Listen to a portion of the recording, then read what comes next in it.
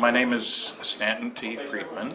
I'm a retired nuclear physicist. I've been working on my own since 1970. Spent 14 years working in industry, a wide variety of advanced, highly technical, eventually canceled programs, nuclear airplanes, fission rockets, fusion rockets, nuclear power plants for space. So I do my own thing. I'm independent, thank goodness. Good. So we've heard you say a lot of interesting things on the panel. Why don't you sum up for me what's the most important takeaway from your expertise in this area? Well, I'm the original civilian investigator of the Roswell incident. It's the first. If it hadn't been for me, you wouldn't have heard about Roswell. Secondly, I've worked on advanced propulsion systems, so I know that the notion that you can't get here from there is wrong, flat out wrong. One of my books is Science Was Wrong, 14 chapters about smart people saying stupid things. You can't do this, you can't do that. Great astronomer saying man would never fly 2 months before the Wright brothers' first flight, that kind of thing.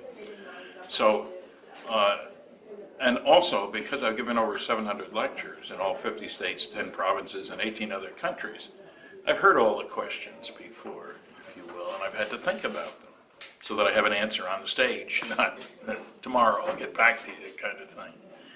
So I'm interested in today, this whole week, because I have no idea what's going to come out of this. I'm impressed by the congressmen. They seem to be taking their job, or ex-congressmen, they seem to be taking their job seriously. So it's an interesting and different event.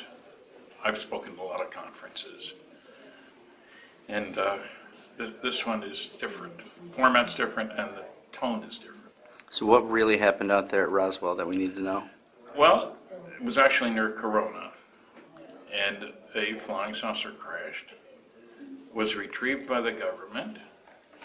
I was the first to talk to Major Marcel. His son is here now, who handled wreckage from that crash. His son is a medical doctor and was a colonel in the military. Called back in to serve in Iraq at age 68, would you believe? 200 flying hours in helicopters. He's a flight surgeon as well. And it's clear that the materials were like nothing from this planet, and it's clear that there was a cover-up. I spent a lot of time on the incident. I have a book about it.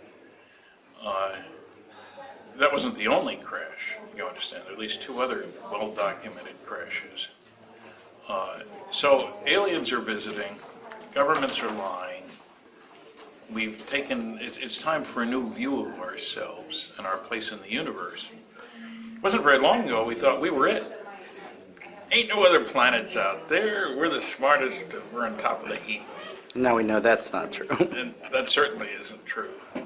And I give the SETI guys a hard time, S-E-T-I, silly effort to investigate as far as I'm concerned, because it assumes that aliens are stuck at our level of technology and are sending us signals for some unknown reason. Our first long-distance radio signal was 1901. You mean nobody out there has done any better than that? I don't use a slide rule anymore. I did when I was young.